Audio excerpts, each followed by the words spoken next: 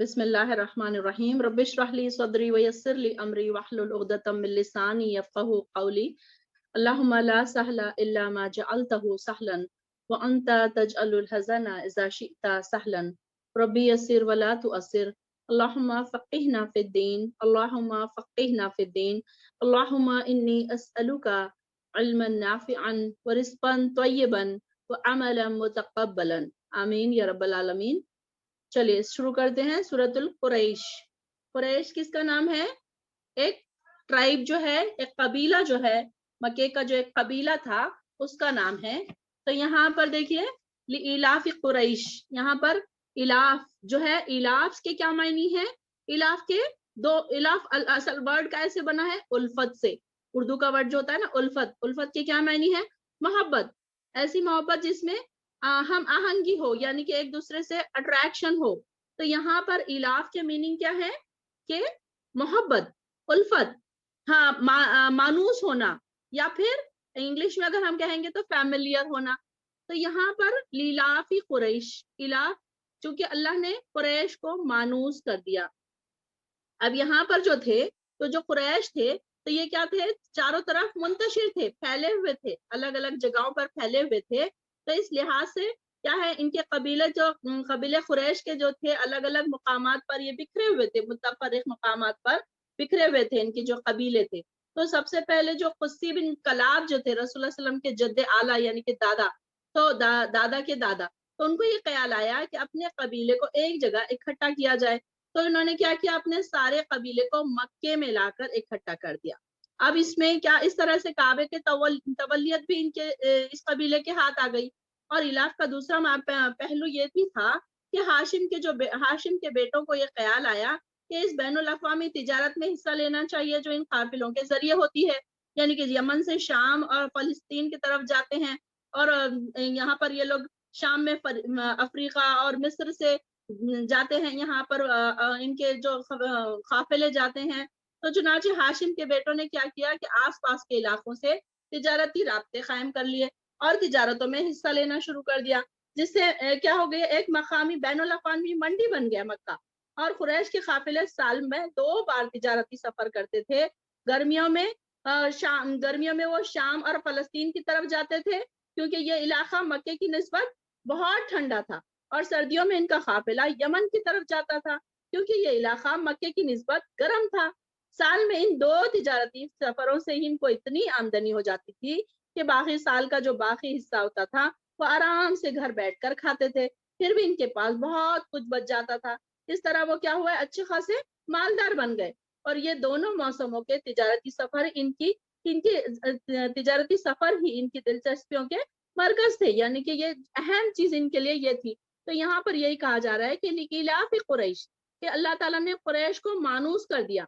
इलाफिहिम रिहलत शिताई वस्सैफ, कि वो सर्दियों और गर्मियों में तिजारती सफर से मानूस हो गए, यानी कि उन लोगों को इसकी आदत हो गई, इनकी सहूलत हो गई, इनके लिए आसानियां हो गई कि ये सफर करते। और इस तरीके से वो अपने यानी कि हर चीज में उनको फायदा ही फायदा पहुंचता। हर चीज के हिसाब से अगर देखा जाए तो उनको ये चीजों से बहुत ही फायदा मिला उनको, और एक उनका रौब भी बन गया, लोगों पर एक धाक भी बन गई, और उनके एक मुकाम भी बन गया आसपास के इलाकों में भी। तो उनको कहा जा रहा है कि अल्लाह ताला ने क्या किया, तुमको ये सर्दियों और गर्मियों के सफर से मानूस कर दिया। तो इनको क्या चाहिए, फलियअबुदू रब्ब हाज़ल बैत, तो इनको चाहिए कि इस घर के मालिक यानी कि रब की ही इबादत करें। अब यहाँ पर देखिए कि ये जब इन्होंने इस तरीके से इनके सफर शुरू हो गए, तो ये जाते थे सफर, तिजारती सफर करते थे।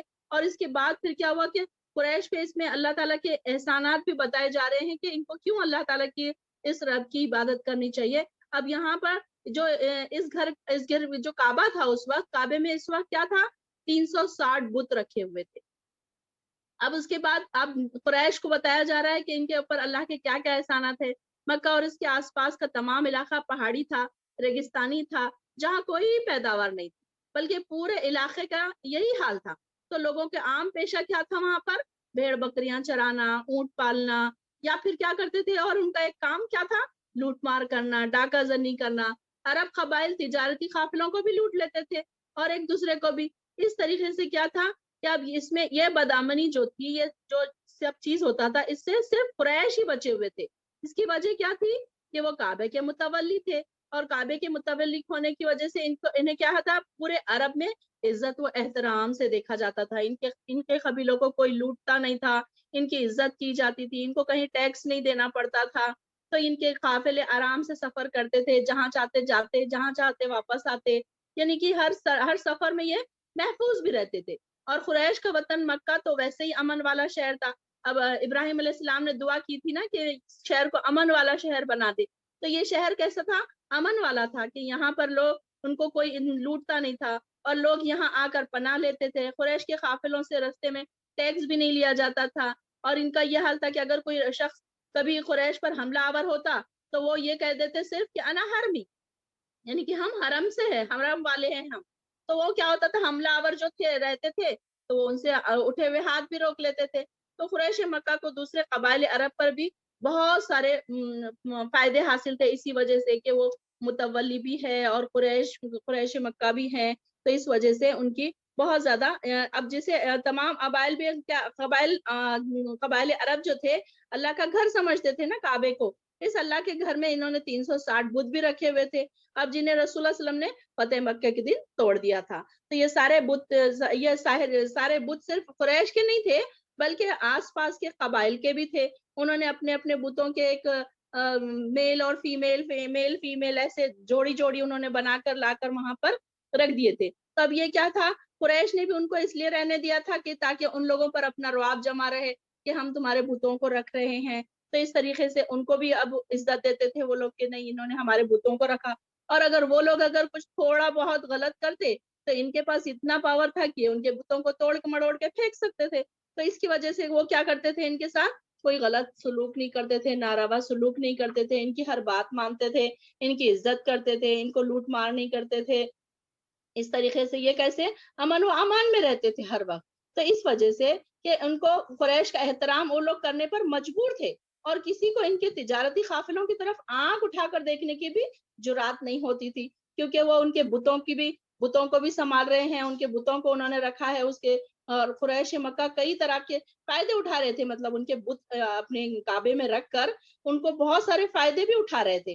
اور جب رسول اللہ صلی اللہ علیہ وسلم نے ان بتوں اور ان کے خلاف جب صدا بلند کی، کہا کہ یہ بتوں کو چھوڑ دو، تو اب انہوں نے کیا کہا کہ حضور صلی اللہ علیہ وسلم سے کیا کہا قریش مکہ نے کہ اگر ہم تمہاری بات مان لیں گے تو پھر ہم تو زمین سے اچک لیے جائیں گے، یعنی کہ جو ہم کو اتنا پاور حاصل ہے، جو اتنی اہمیت ہم کو حاصل ہے ان کے بت رکھنے سے، تو اب یہ کیا ہوگا، اگر ہم ان کے بت نہیں رکھیں گے تو یہ ساری چیزیں ہم سے چھین لی جائیں گی، ہمارے تجارتی قافلے بھی لوٹ لیے جائیں گے، قبائل عرب میں جو ہمارا عزت ہے، احترام ہے، وہ ساری کی ساری پھر ختم ہو جائے گی، سب کچھ خاک میں مل جائے گا، اور جو ہمیں سیاسی فائدے حاصل ہو رہے ہیں اس کا بھی ہمارا جنازہ نکل جائے گا، تو ان حالات میں ہم تمہاری باتوں کو کیوں قبول کریں؟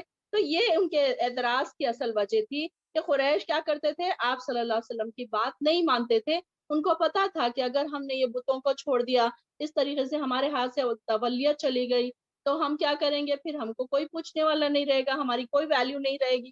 تو اس لیے پھر کیا ہوا، اب اس میں بھی اس سے پہلے ابراہ نے جو کعبے پر چڑھائی کی تو اللہ نے اس کے لشکر کو برباد کر دیا، جو ہم پیچھے کے واقعے میں پڑھیں گے۔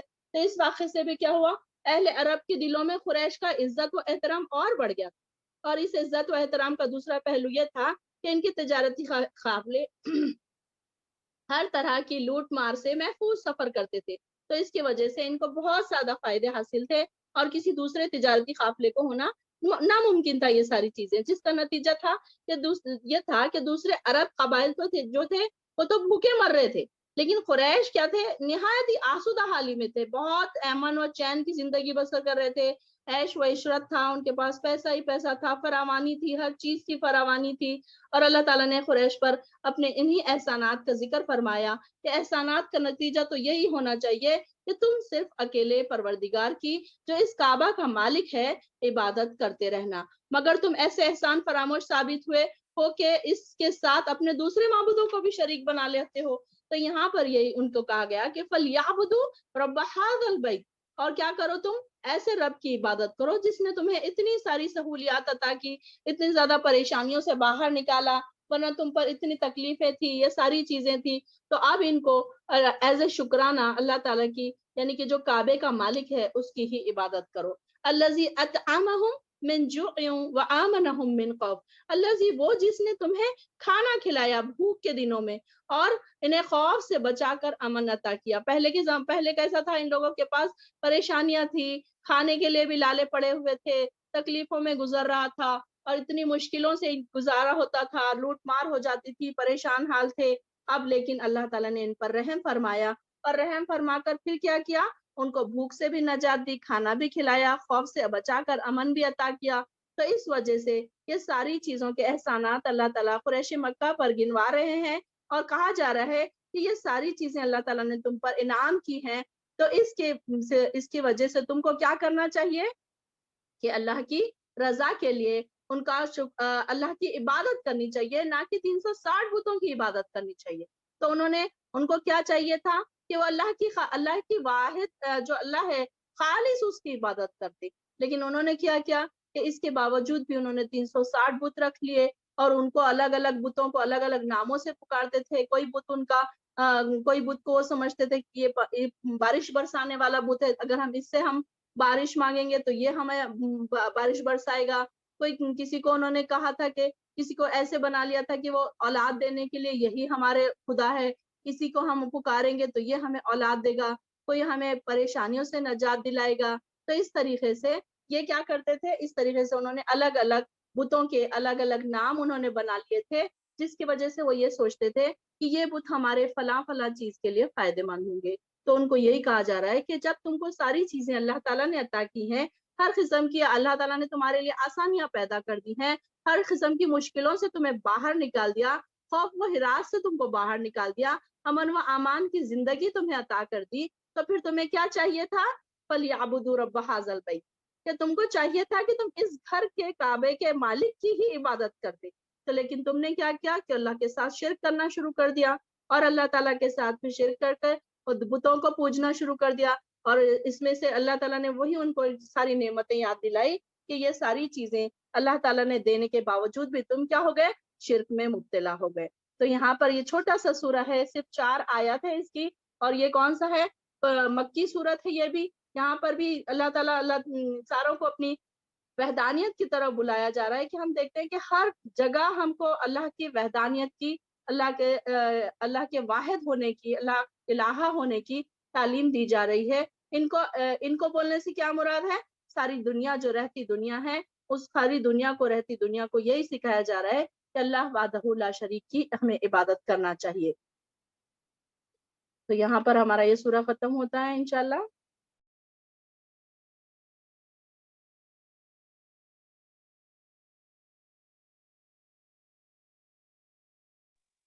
چلیے دوسرا سورہ شروع کرتے ہیں ہم، سورۃ الفیل۔ فیل کا کیا میننگ ہے، فیل کا میننگ ہے ہاتھی، اور یہ بھی مکی سورت ہے۔ اب یہاں پر دیکھیے اس کا شان نزول کیا ہے، یمن میں ابراہا نے ایک عالیشان گرجا تعلیم کیا تھا۔ اب یہ یہاں پر پہلے اس کا تھوڑا سا دیکھ لیتے ہیں ہسٹوریکل کیا ہے، اس میں ریزن کیا ہے، کیوں آیا تھا یہ ابراہا، کیا فیل جو سورہ فیل جو کہا جاتا ہے، فیل کا مطلب ہے ہاتھی والوں کا جو قصہ اس میں آتا ہے، تو اس کے بارے میں ہم دیکھیں گے کہ یہ کیا ہے، اس کا سٹارٹنگ کس وجہ سے ہے۔ تو اب اس میں کیا ہے کہ جو ہاتھی والوں کا جو قصہ آیا ہے، یہ لوگ کون تھے، کہاں سے آئے تھے، یہ ساری چیزیں ہمیں پتہ چلے گی۔ مختصراً واقعہ اس کا کیا تھا کہ یمن میں اہل حبشہ کا جو عیسائی حکومت قائم تھی، اور اس کا جو بادشاہ تھا یعنی کہ حبشہ کا جو نائب سلطنت تھا، اس کا نام ابرہہ تھا، اور وہ بیت اللہ کے اثر اور عزت اور مطلب اس کی عظمت سے، اس کی بڑائی سے بہت زیادہ حسد کرتا تھا۔ اس کو یہ بڑی چڑ تھی کہ سارے مسلمان عرب کے سارے جو مسلمان ہیں مکہ جاتے ہیں اور وہاں پر عبادتیں کرتے ہیں، تو اس کو یہ بات کی بڑی چڑ تھی کہ وہ بہت زیادہ اس کو حسد تھی دل میں کہ یہ سارے کا سارا ان کی اہمیت کیوں ہے اتنی۔ تو وہ چاہتا تھا کہ عرب بھر میں یمن کا جو دارالخلافہ ہے، صنعاء جس کا نام ہے، تو اس کو وہی حیثیت حاصل ہو جائے جو مکہ کو حاصل ہے، یعنی کہ قریش مکہ کعبے کی وجہ سے اور یہ بھی تھا کہ قریش مکہ جو کعبے کی وجہ سے سیاسی، تجارتی اور معاشی فائدے حاصل کر رہے ہیں، تو وہ ہماری حکومت کو حاصل ہو جانے چاہیے۔ تو اس غرض سے اس نے کیا کیا، صنعاء جو ہے مقام ایک تو اس میں کیا کیا، ایک عالیشان کلیسا تعمیر کروایا. کلیسا مطلب ایک بڑا مندر کی طرح یا گرجا کی طرح، گرجا ہم کہہ سکتے ہیں. تو اس نے کیا کیا، بڑا سا ایک بہت ہی خوبصورت گرجا تعمیر کروایا. اور اس نے کیا کیا کہ کلیسا کی عمارت کعبے کے مقابلے میں بڑی ہی عالیشان تھی. یعنی کہ کعبہ تو بالکل سیدھا سادہ بنا ہوا ہے، لیکن اس نے کیا کیا، اس کو بڑی ہی عالیشان بنایا. اس کے باوجود لوگ کیا ہوئے، ادھر متوجہ ہی نہیں ہوئے. بلکہ جب عرب قبائل کو اس کلیسا کی یعنی تعمیر کی معلوم ہوئی غرض کی کیوں اس نے تعمیر کروایا اس بادشاہ نے، ان لوگوں کو جب یہ پتا چلا تو کسی نے کیا کیا، خفیہ طور پر اس کلیسا میں پاخانہ کر دیا. یا پھر ایک دوسری روایت میں یہ بھی آتا ہے کہ کسی نے اسے آگ لگا دی. اب یہ بھی ہو سکتا ہے کہ جس سے ابراہہ کو کعبے پر چڑھائی کرنے اور اسے تباہ و برباد کرنے کا بہانہ ہاتھ آ گیا. اب یہ بھی ممکن تھا کہ اس نے خود ہی، یہ جو ابراہہ بادشاہ ہے، اس نے خود ہی کعبے پر چڑھائی کرنے کی کوئی معقول وجہ نہیں پیدا ہو رہی تھی، تو اس نے خود ہی کلیسا کو آگ لگوائی یا اس کی بے حرمتی کروائی. بہرحال ابراہہ نے کعبے پر چڑھائی کرنے کے لیے کیا کیا، 60,000 افراد پر مشتمل ایک لشکر تیار کیا. اب اس نے کیا کیا کہ دیکھو میرے کلیسا کو ان لوگوں نے ایسے خراب کیا، ایسے کیا، اس کی بے حرمتی کی. اس کو ریزن بناتے ہوئے اس نے کیا کیا کہ اب کہا کہ اب میں کعبے پہ چڑھائی کروں گا اور ان لوگوں کو میں کعبے پہ میں قبضہ کر لوں گا. تو اس نے یا پھر اس کو ڈھا دوں گا میں. تو اس نے یہ کیا کیا کہ ایک 60,000 کا لشکر لیا اور وہاں سے نکل پڑا. اس لشکر میں 13 ہاتھی بھی تھے اور وہ خود بھی ایک اعلیٰ درجے کے ہاتھی پر سوار تھا جس کا نام کیا تھا، محمود. وہ ہاتھی کا نام کیا تھا، محمود تھا، جو ابراہہ کا ہاتھی تھا. یہ لشکر مکہ کی طرف روانہ ہوا تو راستے میں اکثر عرب قبائل جو تھے وہ آئے سامنے، مطلب اپوز کرنے کے لیے بہت سارے قبائل آئے، لیکن اتنا بڑا لشکر تھا کہ سب کے سب مقابلے میں ہار گئے اور وہ سب کے سب شکست کھا کے گرفتار ہو گئے. اب آخر میں یہ ہوا کہ ابراہہ مینا اور مزدلفہ کے درمیان ایک مقام محصر تک پہنچ گیا. اس نے وہاں پر کیا کیا، بڑے بڑے ڈیرے ڈال دیے، کچھ لوگوں کچھ لوٹ مار بھی کی. اب وہاں پر عبد المطلب جو ان دنوں کعبے کے متولی تھے اور قریشیوں کے سردار بھی تھے، ان کے اس نے کیا کیا، 200 اونٹ بھی اپنے قبضے میں لے لیے. ان کے اونٹوں پر اس نے اپنا قبضہ جما لیا. پھر اہل مکہ کو پیغام بھیجا کہ میں صرف کعبے کو ڈھانے کے لیے آیا ہوں، آپ لوگوں سے لڑنے کے لیے نہیں آیا ہوں. لہٰذا اگر تم لوگ اعتراض نہیں کرو یا میرے بیچ میں نہیں آؤ تو میں تم لوگوں کو نقصان نہیں پہنچاؤں گا، تمہارے جان اور مال محفوظ رہیں گے اور میں اس سلسلے میں تم سے بات چیت کرنے کے لیے بھی تیار ہوں. اس نے فلیکسیبلٹی بھی رکھ دی مکے والوں کے لیے کہ بھائی اگر دیکھو تم لوگ اگر چاہتے ہو کہ میرے سے بات چیت کرو تو میں بات چیت بھی کرنے کے لیے تیار ہوں، اور میرا مقصد تو تم لوگوں کو نقصان پہنچانا نہیں ہے. میرا صرف مقصد کیا ہے، میں کعبے کو ڈھانا چاہتا ہوں. تو اب یہ اس پیغام پر عبد المطلب نے اس سے گفتگو کے لیے وہاں چلے گئے اور قریش مکہ کو اس بات کا یقین ہو چکا تھا وہ کسی طرح بھی ابراہہ کے لشکر کے مقابلہ نہیں کر سکتے. ان کو پتا تھا کہ یہ ابراہہ کا لشکر اتنا بڑا ہے، ہم اس کا مقابلہ نہیں کر سکتے. لہٰذا عبد المطلب نے کیا کیا، روانگی سے خبری لوگوں کو کیا کہہ دیا کہ وہ اپنی حفاظت خود کرے اور اپنے مال سمیٹ کر پہاڑوں میں چھپ جائے. اپنے مال بھی سمیٹ لیں، اپنے آپ کو بھی سمیٹ لیں، سب مل کر جائیں اور پہاڑوں میں چھپ جائیں. پھر ان لوگوں نے کعبے میں جا کر خالصتاً اللہ تعالیٰ سے نہایت خلوص نیت سے دعائیں کی تھی کہ وہ اپنے گھر کی خود حفاظت کریں، کیونکہ ہم میں اتنی سکت ہی نہیں کہ اس وقت کعبے میں 360 بت موجود تھے، لیکن ان لوگوں نے اس وقت بتوں سے مدد نہیں چاہی، بلکہ ایسے آڑے وقت میں وہ سارے کے سارے اپنے معبودوں کو بھول گئے اور اکیلے اللہ تعالیٰ سے دعائیں کرنے لگے. اب ان کا یہی حال ہوتا تھا، ہمیشہ ان کا یہی شیوا ہوتا تھا کہ جب بھی کوئی مشکل میں آتے تو اللہ وحدہ لا شریک سے دعائیں مانگتے، اور جب جیسی ان کی مشکلیں ٹل جاتی تو جا کر اپنے بتوں کے آگے سجدہ ریز ہو جاتے. تو اب یہی ان کا بتایا جا رہا ہے کہ ایسے وقت میں بھی انہوں نے کیا کیا، اللہ وحدہ لا شریک سے انہوں نے دعائیں کی جو اللہ تعالیٰ نے قبول بھی کر لی. اب جب عبد المطلب جو ہے ابراہہ کے پاس پہنچے تو ان کا اس پر بہت اثر ہوا، بہت ہی ذرا دیکھنے دکھانے میں بھی بہت اثر و رسوخ والے تھے. تو اس کے ابراہہ پر ابراہہ ان سے بہت متاثر ہوا، بہت امپریسڈ ہوا اور خود آگے بڑھ کر ان کا استقبال کیا اور پھر پوچھا کہ آپ کیا چاہتے ہیں. عبد المطلب نے بڑی سادگی سے جواب دیا کہ میں اپنے اونٹوں کی واپسی چاہتا ہوں. اس جواب پر وہ سخت حیران ہوا. وہ کیا سوچ رہا تھا کہ یہ کعبے کے بارے میں بات کرنے آئے ہوں گے، کعبے کی حفاظت کے بارے میں مجھ سے بات کریں گے. لیکن عبد المطلب نے کیا کہا کہ میں تو اپنے اونٹوں کے بارے میں بات کرنے آیا ہوں کہ آپ میرے اونٹوں کو چھوڑ دیجئے. تو جب اس نے یہ سنا تو اس کی قدر و منزلت اس کی نظروں سے گر گئی. وہ سوچنے لگا کہ یہ کیسا انسان ہے کہ اپنے رب کے گھر کے بارے میں نہیں پوچھ رہا ہے، صرف اپنے اونٹوں کے بارے میں فکر مند ہو رہا ہے. پھر کہنے لگا میرا تو خیال تھا کہ آپ کعبے کے متعلق کوئی بات کریں گے. عبد المطلب نے بڑی سادگی سے اس کو کیا جواب دیا؟ اس نے کہا کہ اونٹوں کا مالک تو میں ہوں، اس لیے میں ان کا مطالبہ کر رہا ہوں، اور کعبے کا مالک میں نہیں ہوں، اس کا جو مالک ہے وہ خود اس کی حفاظت کرے گا. اب آپ جانیں یا وہ جانیں. اب اس جواب پر وہ بڑا ہی حیران ہو گیا. اس نے عبد المطلب کے اونٹ بھی واپس کر دیے.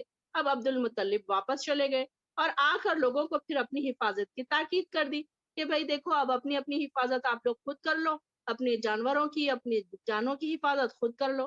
اور ابراہا نے کعبے کی طرف پیش قدمی کی تیاری شروع کر دی. اب یہ اس نے سوچا کہ چلو اب میں ان پر کعبے پر حملہ کر سکتا ہوں، میرے سامنے تو کوئی آنے والا ہے نہیں، میرے راستہ روکنے والا تو کوئی نہیں ہے. تو سب پہلے کے پہلے ڈر کے مارے ہٹ گئے. وہ یہی سوچ رہا تھا نا. اب سب سے پہلا کام تو یہ ہوا کہ اس کے جو اپنا اس کا جو ہاتھی تھا، محمود جس کا نام تھا، تو اس نے کیا کیا کہ جب اس کو کعبے کی طرف جو راستہ جاتا تھا تو وہ راستے کی طرف جب اسے ہانکا جاتا تھا، چلایا جاتا تھا، تو وہ کیا کرتا تھا کہ وہ وہاں پر جانے کے لیے انکار کر دیتا تھا. اور وہ کہتا تھا کہ وہ مطلب دوسرے اگر اس کو راستے پر لے جایا جاتا تھا، اپوزٹ سائڈ میں چلایا جاتا تو وہ چلتا، رائٹ میں چلایا جاتا تو لیفٹ میں چلایا جاتا، ساری جگہ چلتا. لیکن جب اس کو کعبے کی طرف اس کا رخ کیا جاتا تو وہیں پر کھڑا ہو جاتا، وہیں پر بیٹھ جاتا. اسے اتنا مارا گیا، اسے ان کے مارنے کے جو طریقے ہوتے ہیں، یعنی کہ وہ ہاتھیوں کو مارنے کی ایک الگ طرح کی ایک لکڑی ہوتی ہے نا، اس میں نوکیلے وہ لگے ہوئے تھے، کیلے لگے ہوئے ہوتے ہیں. تو اس طریقے سے ان کو اس سے مارا گیا. لیکن چاہے کچھ بھی ان لوگوں نے، بہتر ہے ان لوگوں نے کوشش کر لی، لیکن وہ جو ہاتھی تھا اس نے بڑھنے کا نام ہی نہیں لیا. جب اس کا کعبے کا رخ کے علاوہ کوئی اور رخ کرتے تو وہ فوراً دوڑنے لگ جاتا. اب یہی کشمکش میں مبتلا تھے یہ لوگ کہ اب کیا کیا جائے، کیسے آگے جایا جائے. تو اب اسی لمحے پھر کیا ہوا، اللہ تعالیٰ نے سمندر کی جانب سے ہزاروں کی تعداد میں پرندوں کے جھنڈ بھیج دیے اپنے لشکر کے طور پر اللہ تعالیٰ نے. اب یہ دیکھیے کہ اللہ تعالیٰ کا لشکر کیا تھا، ایک چھوٹے چھوٹے سے پرندے، اور اس کا لشکر کتنا بڑا تھا، اتنا بڑا لشکر. اس میں ہاتھی بھی تھے، اس میں گھوڑے بھی تھے، 60,000 افراد بھی تھے. اور اس کے اگینسٹ میں اللہ تعالیٰ کا ایک لشکر کیا تھا، صرف پرندوں کا لشکر تھا.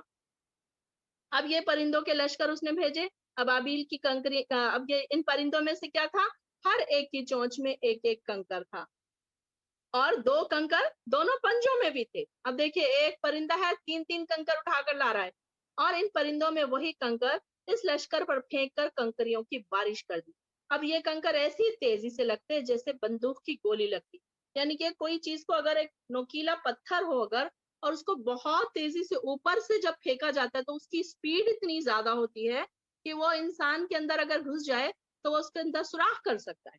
تو اب ہم دیکھتے ہیں کہ جیسے اولے بھی گرتے ہیں، برف کے جو اولے گرتے ہیں تو وہ اتنی اوپر سے گرتے ہیں کہ نیچے اگر وہ تیزی سے گرے تو کئی کارز جو ہے یا اس طریقے سے جو چیزیں ہیں اس کو ڈسٹرائے کر دیتے ہیں، وہ اس میں سوراخ پڑ جاتے ہیں، اتنی زیادہ اس کی سپیڈ ہوتی ہے. تو یہاں پر بھی یہ جو سپیڈ تھی ان کی پتھروں کی، جو چھوٹے چھوٹے، حالانکہ دیکھنے میں کیا تھی، وہ چھوٹی چھوٹی کنکریاں تھی، نوکیلی کنکریاں تھی. تو یہ کیسے تھے کنکریاں، جب انسانوں کے اوپر گرتی تو وہ انسانوں کو جیسے ہی لگتی تو زخم ڈال دیتے، اور کبھی کبھی آر پار نکل جاتے، یعنی کہ سر میں سے ڈالتے تو سر میں سوراخ کر کے وہ نیچے سے نکل جاتے.